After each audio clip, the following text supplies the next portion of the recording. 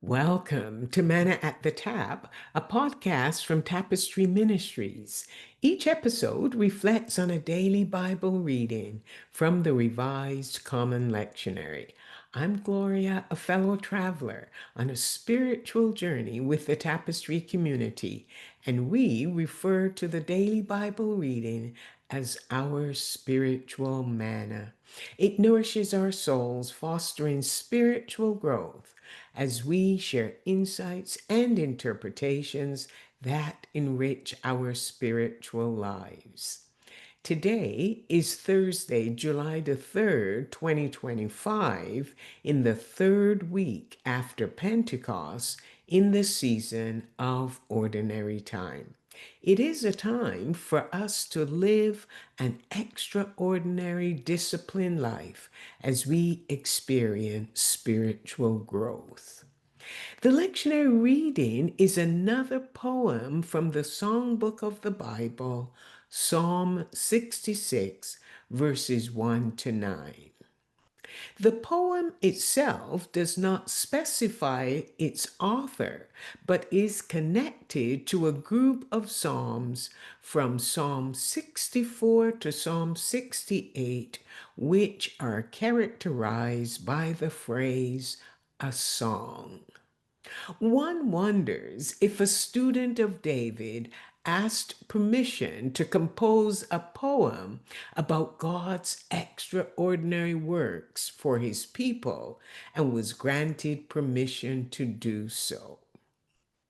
Psalm 66 continues smoothly from the closing verses of Psalm 65, which depicts wilderness pastures overflowing and hills clothed with joy.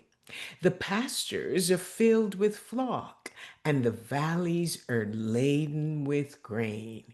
They shout in victory indeed. They sing. In Psalm 66, verse 1, the poet invites all the earth to come and see.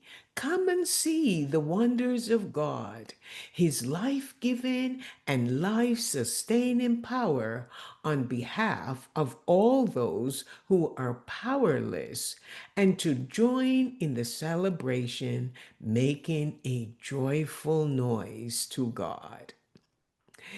The poet was pleasantly surprised that all the earth responded positively to the invitation to come and see. And the poet paused for a Selah moment to sing praises to God's name. A quick reminder that a Selah moment is a pause where one shifts their attention away from an activity, then focuses on their breath, visualizing and deeply inhaling God's love, followed by moments of raising one's voice in praise to God. The poet continues to write and reminds us, the reader, that it is God's nature to will life for everyone.